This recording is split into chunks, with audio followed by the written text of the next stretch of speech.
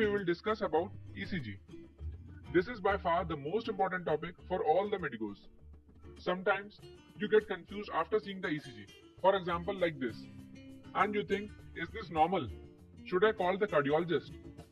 So, in today's video, I'll try to make ECG very simple in only 10 steps.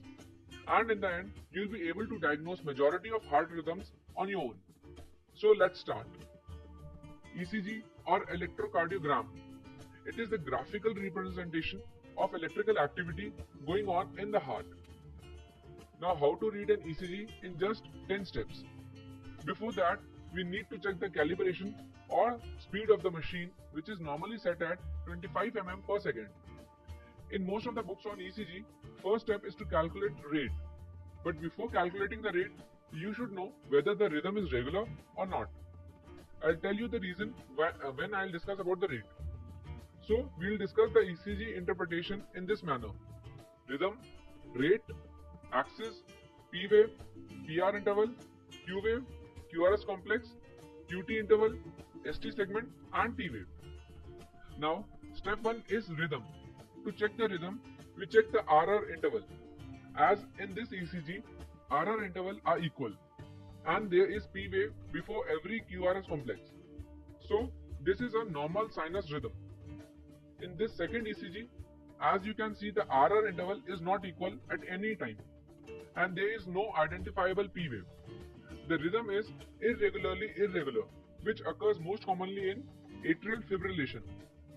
Now look at this ECG. Normal regular rate with regular drop beat. So, rhythm is regularly irregular, which is seen most commonly in second degree heart block type 2. Step 2. It is to calculate heart rate from an ECG. If the rhythm is regular in ECG, heart rate is calculated by 300 divided by large boxes between RR interval. And this is a ECG graph paper. If the speed or calibration of ECG machine is 25 mm per second, then one small square corresponds to 0.04 second and one big square to 0.2 second. So, 5 large squares is equal to 1 second. Now in this normal sinus rhythm ECG, there are 4 large boxes between RR interval. So the rate will be 300 divided by 4. That comes out to be 75 beats per minute. But if the rhythm is irregular on ECG, as in atrial fibrillation, rate is calculated by number of R waves in 6 seconds multiplied by 10, so as to get rate per minute.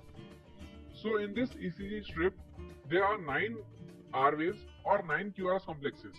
So the rate comes out to be 90 beats per minute.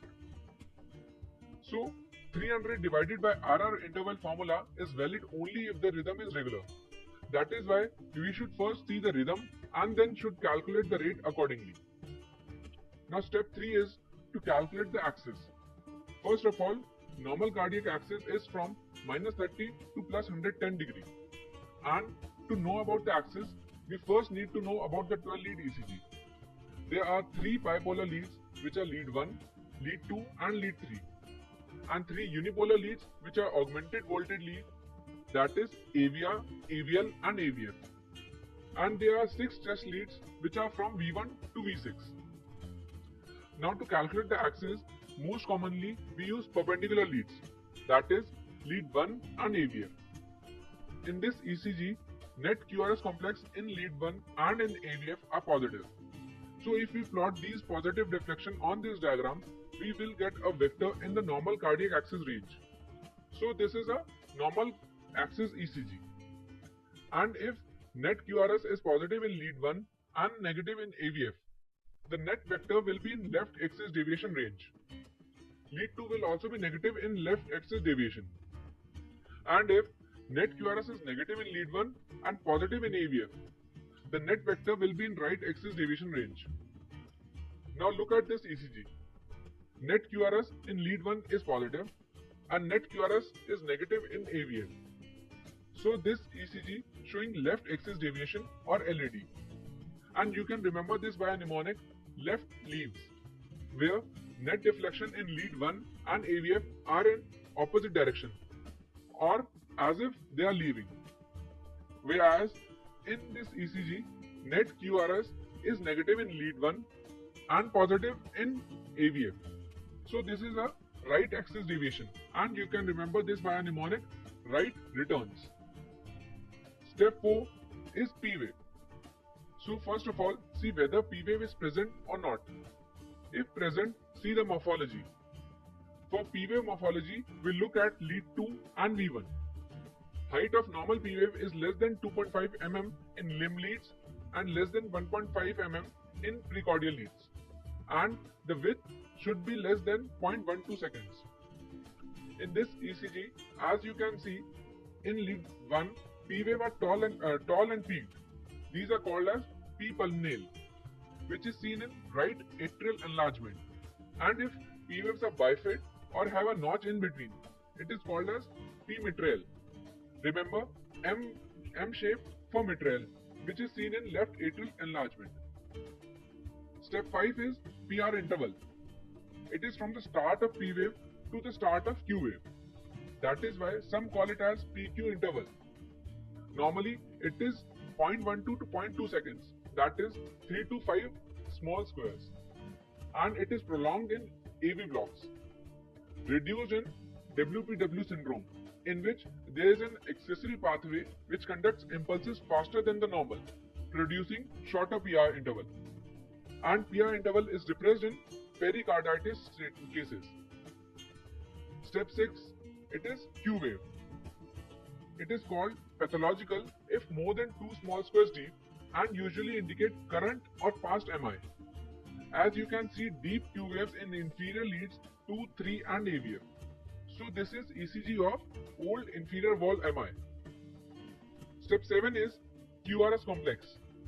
Normally it is 0.08 to 0.12 seconds, that is 2 to 3 small squares. It is widened in ventricular arrhythmias, which can be ventricular ectopic or ventricular tachycardia or ventricular fibrillation, or any pathology below bundle of hairs. QRS is also widened in bundle branch blocks. In RBPV, there is M pattern in V1 and W pattern in V6. You can remember it with a mnemonic MARROW, where double R is for RBB and M in V1, W in V6. Similarly, you can remember ECG of LBB by a mnemonic William, where W pattern in V1 and M pattern in V6 is present. Step 8, it is QT interval. It is from the start of Q wave to the end of T wave. As a rule of thumb, normal QT is less than half the preceding RR interval. An abnormally prolonged QT is associated with increased risk of ventricular arrhythmias, especially torsade de pointes. Step 9, ST segment. It is the flat isoelectric section of ECG between the end of S wave, that is the J point, and beginning of T wave. As in this ECG, you can see ST elevation, which could be commonly due to acute myocardial infarction or in pericarditis. If ST elevation is present in V1, V2, then it is septal wall MI. If in V3, V4, then anterior wall MI. If present in lead 1 plus AVL and V5, V6, then lateral wall MI. And if present in 2, 3 AVF, then it suggests inferior wall MI.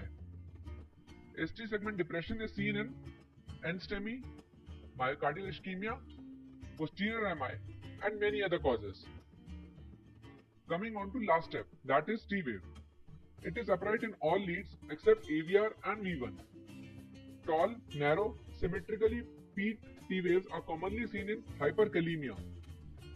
Broad, asymmetric, peaked or hyperacute T waves, they are seen in early stages of STEMI or ST elevation MI. Inverted T waves are seen in myocardial ischemia or infarction, or can be in ventricular hypertrophy. Now let's discuss about how the ECG looks like in hypertrophy. In left ventricular hypertrophy, add deepest S wave in V1 or V2 more than 35 mm, then LVH is present. Whereas in right ventricular hypertrophy, there will be right axis deviation, R by S ratio more than 1 in V1 and less than 1 or equal to 1 in V5 or V6. and also R wave in V1 is more than 7 mm. This is the simplest criteria to detect RVH. So this is all about ECG. Always think of these 10 steps in this manner and you will be able to detect majority of arrhythmias very easily. And guys, if you like the content and information of this video, do like, share and subscribe our channel, and also feel free to comment about the video or if you have any doubts about the topic. Thanks.